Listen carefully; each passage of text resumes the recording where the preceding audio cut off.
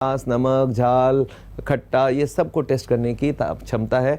तो जैसे ही इसमें ग्लूकोज टच करेगा, ये जाके ब्रेन को बता देगा सर इसमें ग्लूकोज है, और आपको इमीडिएटली समझ आ जानी चाहिए कि 1 मिनट में ये ग्लूकोज रिलीज हो गई है ब्लड। तो इसका मतलब ये कॉम्प्लेक्स कार्बोहाइड्रेट नहीं है, ये सिंपल कार्बोहाइड्रेट्स है।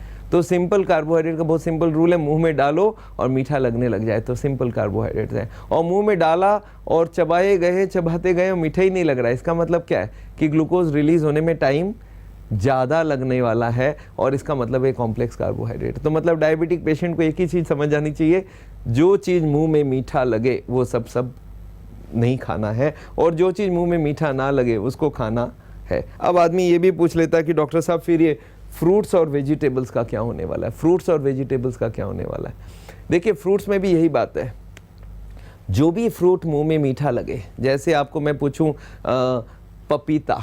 पपीता खाना है कि नहीं खाना है। पपीता 2 तरह की होती है, एक तो मीठी मीठी डिस्को पपीता, लाल लाल होती है, ये वाली पपीता तो आप खाओगे तो इमीडिएटली शुगर बढ़ जाएगी, क्योंकि ये मीठा लग रहा है मुंह में, मतलब सिंपल कार्बोहाइड्रेट है। एक तरह की और पपीता होता है जो पीला पीला होता है, मीठा नहीं होता, कच्चा थोड़ा के ऊपर होता है, देसी पपीता, वो खाएं, उससे कोई मिठास नहीं है। तो जो भी फ्रूट मीठा लगे वो नहीं खा सकते। जैसे और सोच लेते, अनार 2 तरह की होती है, एक लाल दाने वाली होती है, एक वाइट दाने वाली होती है। तो आपको कैसे पता चलेगा कौन सा खाना है? नेचुरली हर आदमी समझ जाता है, वाइट वाला खा सकते हो, लाल वाला नहीं खा सकते हो। मौसम भी 2 तरह की होती है, एक में छिलका पीला पीला होता है, एक में छिलका वाइट वाइट सा होता है, इसमें छिलका ग्रीन ग्रीन सा होता है। तो ये ग्रीन वाला खा सकते हैं क्योंकि इसमें ज़्यादा मिठास नहीं होती है। तो कोई भी फ्रूट खाना हो, आप मुंह में डाल के देखिए, मीठा लग रहा है, संतरा मीठा लग रहा है, बोले भाई मैं तो नहीं खाने वाला हूँ, मैं डायबिटिक पेशेंट हूँ। और मीठा नहीं लग रहा है तो फ्रूट भी खाया जा सकता है, जैसे अमरूद है, इतनी मिठास नहीं होती है।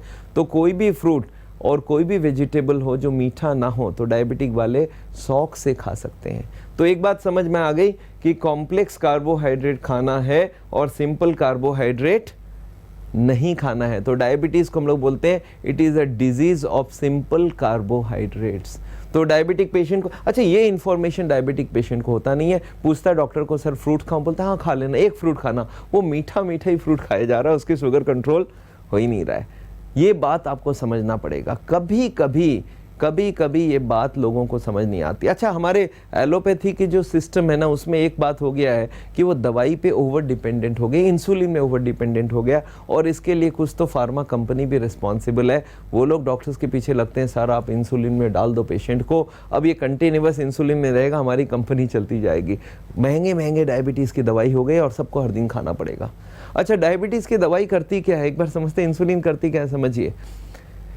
एक आप डायबिटिक स्पेशलिस्ट के पास जाके बोलते हैं सर मेरा ना ग्लूकोज बहुत ज़्यादा हो रहा है, कंट्रोल नहीं हो रहा है, तो वो ये नहीं बताएंगे आपको कॉम्प्लेक्स कार्बोहाइड्रेट खाना है, सिंपल नहीं खाना। वो बोलेंगे एक काम करना, आप ये दवाई खा लो। बोले सर ये दवाई क्या काम करेगा, टैबलेट एलोपैथी की? बोला नहीं, ये पैंक्रियास में जाके पैंक्रियास को बहुत ज़्यादा धक्का मारेगा, उसको मारेगा थप्पड़ और उससे इंसुलिन निकलवा देगा। मतलब मैं टैबलेट देता हूँ, इंसुलिन पैंक्रियास ज़्यादा अमाउंट में बनाएगा, आपकी ग्लूकोज बढ़ जाएगा। पेशेंट बोला ट्राई करते हैं, और जैसे ही एक टैबलेट खाया नेक्स्ट दिन देखता शुगर कंट्रोल है, उसी दिन का पूरा शुगर कंट्रोल है। अब डॉक्टर ने बोल दिया भाई हर दिन ब्रेकफास्ट के पहले एक टैबलेट खाते रहना।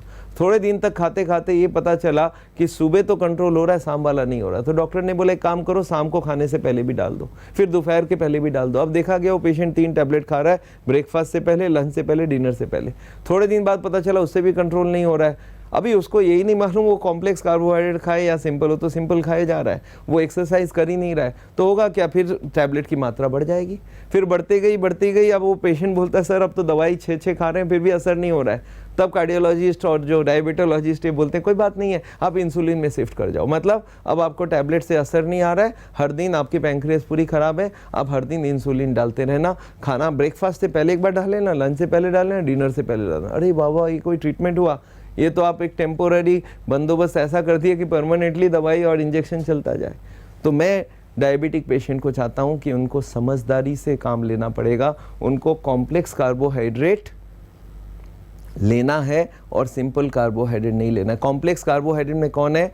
सारे सीरियल्स हैं। सीरियल्स कौन से हैं? जो हमारे गेहूं है, बाजरा है, जवार है, भुट्टा है, ये सब हमें कोई प्रॉब्लम नहीं है। और अगर प्रोटीन इसमें मिक्स करना चाहते हो, प्रोटीन मतलब दालें मिक्स करते हो, तो भी दिक्कत नहीं है। खाली एक दो प्रॉब्लम है हमारे पास, जो आलू है और चावल है, ये डायबिटिक पेशेंट्स को थोड़ा कम लेना चाहिए। आप बोले आलू चावल मीठा तो होता नहीं है, पर इसमें 50% कार्बोहाइड्रेट कॉम्प्लेक्स वाली होती है, 50% सिंपल वाली होती है। इसलिए आलू और चावल अगर लेना है डायबिटिक पेशेंट को तो थोड़ा कम अमाउंट में ले और उसमें फाइबर डाल ले। फाइबर का क्या फ़ायदा? फाइबर होता है फ्रूट्स एंड वेजिटेबल्स में। फाइबर अगर डाल लिया जाए तो जो ये ग्लूकोज की एब्जॉर्प्शन है ये स्लो हो जाती है। फाइबर क्या काम करता है? वो ग्लूकोज को पकड़ के थोड़ी देर रोक लेता है, तो ग्लूकोज जो ब्लड में पहुंचना है उसमें 15 मिनट की जगह 1 घंटा लग जाएगी। तो अगर आपको कभी आलू या चावल खानी हो डायबिटिक पेशेंट को, तो इसमें बहुत सारा सब्जियां मिला लें तो ये थोड़ी बहुत खाने लायक बन जाएगी। तो डायबिटिक पेशेंट को एक बात तो समझ आ गई, डाइट में क्या चेंज चाहिए। उसके संग उनको वॉकिंग करना चाहिए, 35 मिनट हर दिन वॉक करेंगे तो, और यूजुअली रखिए कि दिन में 2 बार वॉक करें, तो ये अच्छा रहेगा कि जो भी आपने ग्लूकोज खाया वॉकिंग के वक्त, हमारे सारे सेल्स, सारी कोशिकाएं, जो मसल सेल है वो ज़्यादा ग्लूकोज को तोड़ने लगती है, तो उससे शुगर बहुत जल्दी कम हो जाएगा।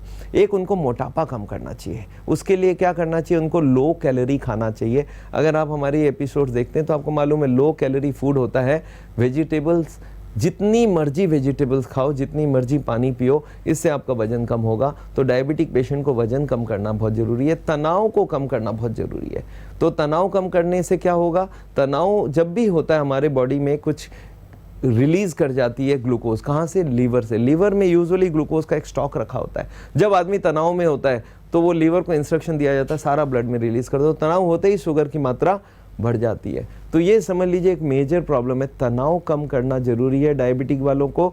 उनको पैदल चलना है और उनको खाने में कॉम्प्लेक्स कार्बोहाइड्रेट खाना है, सिंपल कार्बोहाइड्रेट अवॉइड करना है।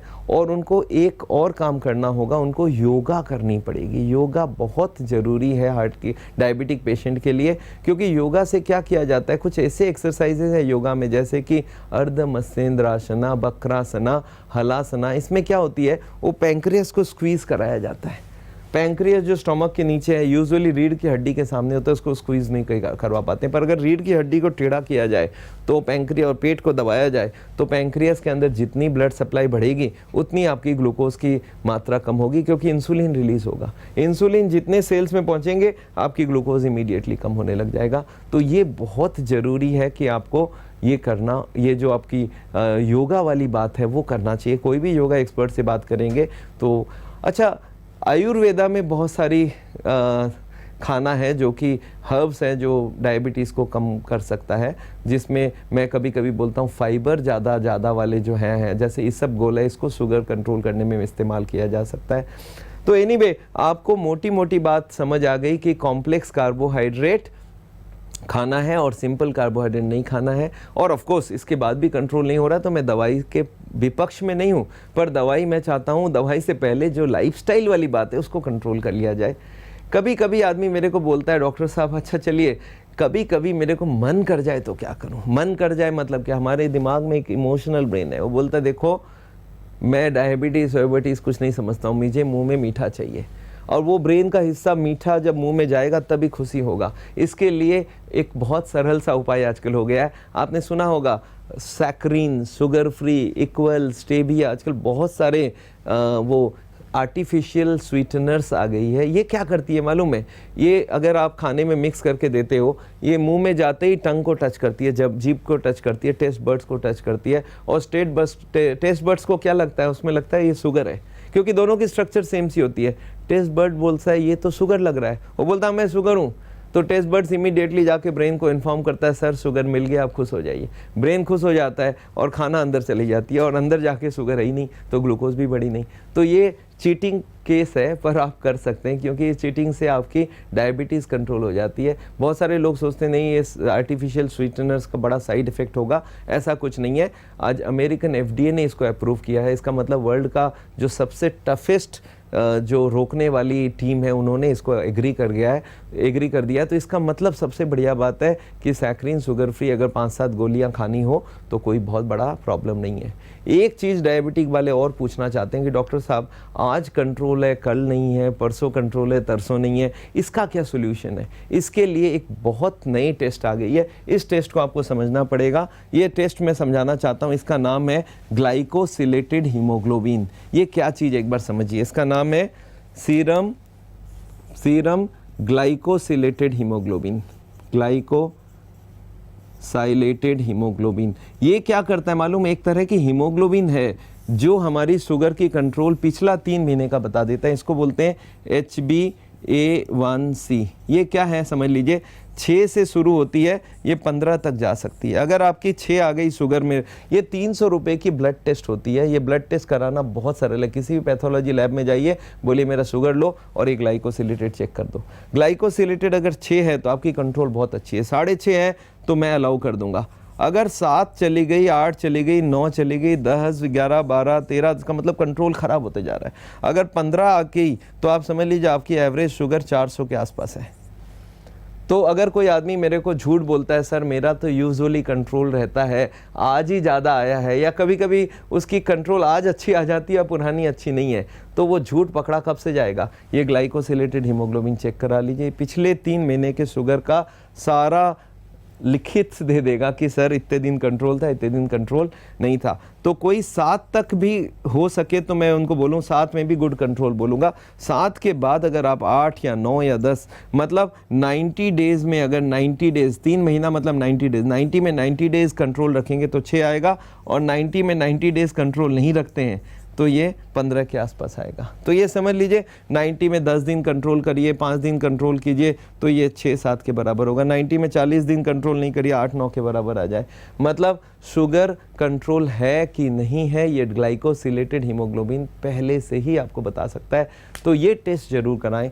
तो डायबिटीज़ कंट्रोल है कि नहीं है वो पता करिए, आपके शुगर कितनी लेवल में है वो पता करिए, शुगर फास्टिंग पीपी कराइए, और ये हफ्ते में या 15 दिन में कराया जा सकता है। हर 3 महीना ग्लाइकोसिलेटेड हीमोग्लोबिन कराइए, और अगर ये दोनों कंट्रोल्ड है तो आपकी शुगर कंट्रोल है, ये बात मैं मान लूँगा, और आपकी शुगर को कंट्रोल रखना एब्सोल्यूट ज़रूरत है। मैं आपको बता दूं अगर शुगर कंट्रोल नहीं होता है तो हार्ट की बीमारी के लिए बहुत बड़ा खतरा, हार्ट अटैक होगी, नर्व्स को खतरा है, नर्व्स के पावर ख़त्म हो जाएंगे, सेक्सुअल पावर कम हो जाती है। डायबिटीज़ वालों को बहुत सारी प्रॉब्लम हो जाती है, उनके ऑटोनोमिक डिसफंक्शन होता है, इसका मतलब सडनली खड़े होने जाए उसका चक्कर आ जाता है। डायबिटिक वालों का रिएक्शन कम हो जाता है, डायबिटीज़ वालों का किडनी ख़राब हो जाता है, किडनी ट्रांसप्लांट करना होता है, डायबिटीज़ वालों को हर तरफ से नुकसान होता है। तो डायबिटीज़ का कंट्रोल रखें, हार्ट को बचाएं, और हर तरह से आप अच्छे रहेंगे। यही मैं आपको बताना चाहता हूँ, शुगर कंट्रोल एब्सोल्युटली ज़रूरत है।